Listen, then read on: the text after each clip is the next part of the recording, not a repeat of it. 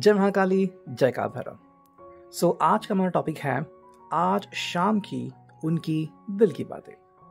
हमारे सामने है तीन ऑब्जेक्ट्स हमने लिए हैं। यहाँ पे हमारा प्यारा सा टैरो, ये है मेजर अरकाना का टैरो, यानी कि 22 मेजर कार्ड्स, और यहाँ पे है हमारा प्यारा सा ओरेकल। ठीक है, सो इन तीनों के साथ हम करने वाले हैं रीडिंग की शुरुआत। चैनल पे आप रेगुलर विजिट करते हैं, नए हैं तो सब्सक्राइब करना मत भूलिए। ठीक है, हम ऐसे ढेर सारे वीडियोस लाते रहते हैं। तो सबसे पहले देखते हैं कि टैरो से हमें क्या रीडिंग मिलती है।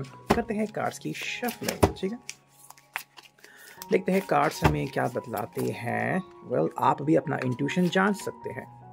पहला कार्ड जो मिला है यहाँ पे हमें वो है 8 ऑफ पेंटिकल्स। ठीक है, टॉरस, वर्गो, कैप्रिकॉर्न का एक कार्ड। सेकेंड जो कार्ड मिला है हमें वो आ चुका है, ओके, हम स्ट्रेट ही कार्ड लेंगे, S of cups, cancer, Scorpio, Pisces. ठीक है, तो वृषभ, कन्या, मकर राशि, कर्क, वृश्चिक, मीन राशि, ये कार्ड्स यहाँ पे आ चुके हैं। तीसरा कार्ड जो आ चुका है वो है द मैजिशियन। ओके, चलो, ऑलराउंडर कार्ड भी यहाँ पे आ चुका है। नेक्स्ट कार्ड हमें मिला है वो है 7 of cups, cancer, Scorpio, Pisces again.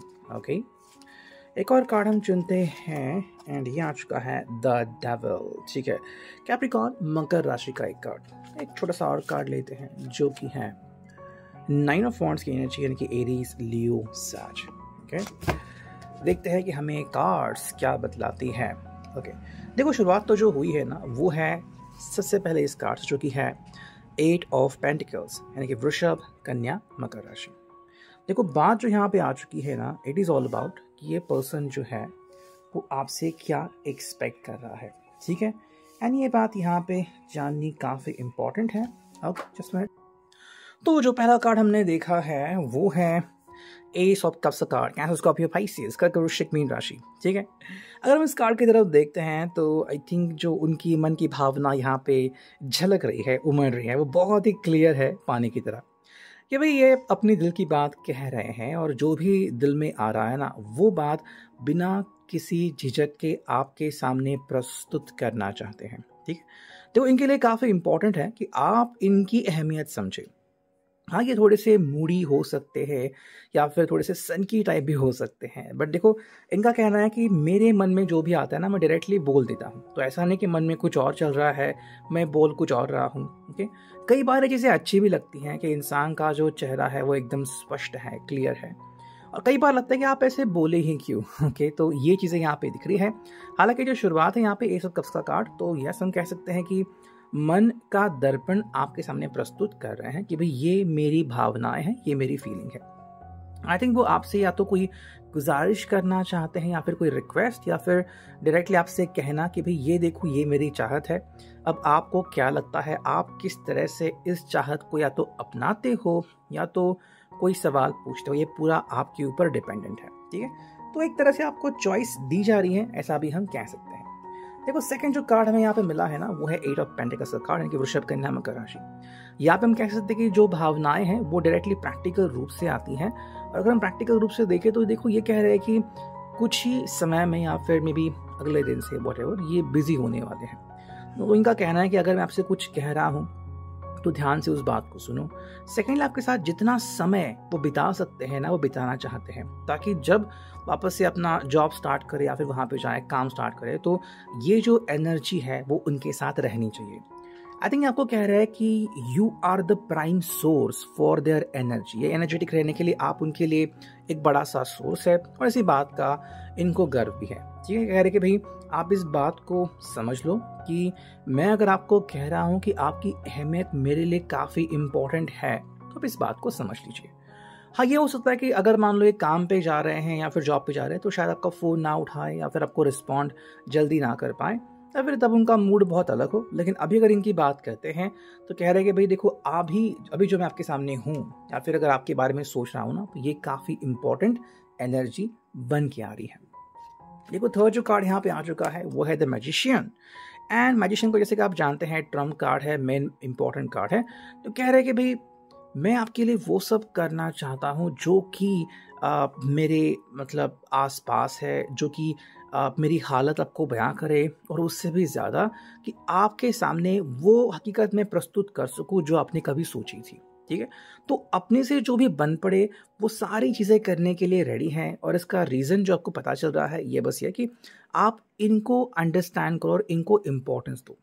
अगर हाल ही में इन्होंने आपको देखा है कुछ फोटोज पोस्ट करते हैं, पर किसी से बात करते हुए, तो थोड़ा सा इनसिक्योर महसूस कर चुके हैं, एंड आपको ये बतलाना चाहते हैं कि भाई मैं भी इम्पोर्टेंट हूँ, या फिर मैं आपकी सारी इच्छाएं पूरी कर सकता हूँ। अब आपका क्या सपना निकल के आता है, आप इसको किस तरह से ट्रीट करते हो कि मेरे लिए क्या पर्सन क्या इम्पोर्टेंट है, कि जो मेरे सपने पूरे करे या फिर जो बस मेरे साथ बना रहे। ठीक है, तो ये एक्चुअली एक अलग ट्रैक पे जा रहे हैं एंड कह रहे हैं कि मैं आपके लिए वो सब कर सकता हूँ जो कि आप चाहते हो।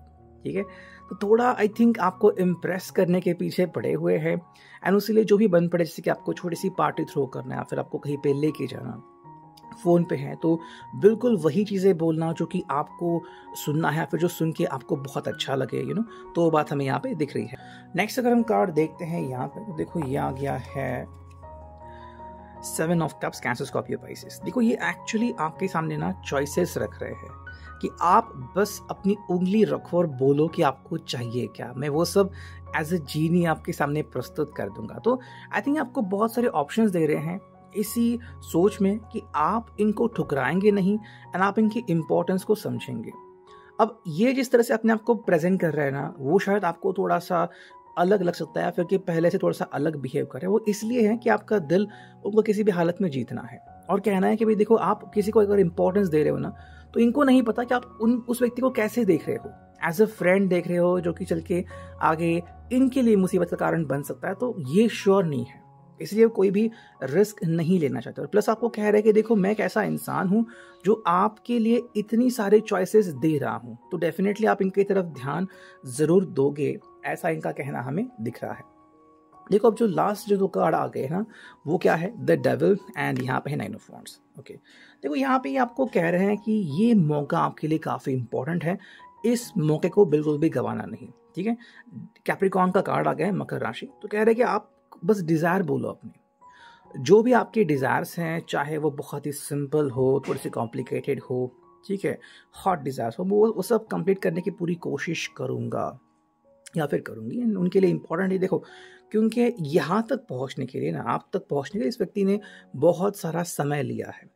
तो अब ये किसी भी हालत में ये समय गंवाना नहीं चाहते, लेकिन अगेन आपको रिमाइंड कर रहे हैं कि this is all about today. मैं अभी आपके साथ हूँ, अभी आपसे एक्सपेक्ट कर रहा हूँ। अगर अभी आपने कुछ नहीं बोला, चॉइसेस जो दी गई है उसमें से कोई चॉइस नहीं की, तो फिर आपको लंबा वेट करना पड़ सकता है। तो शायद ये अगले हफ्ते की बात कर रहे हैं, फिर अगर उनको कहीं पे अगर जाना है, या फिर ऑफिस के काम की वजह से अगर ये बहुत बिजी होने वाले हैं, किसी टूर पे जाने वाले हैं, या फिर अपनी स्टडी में बिजी होने वाले हैं, तो शायद उनको बहुत जल्दी समय नहीं मिलने वाला आपसे दोबारा कांटेक्ट करने के लिए।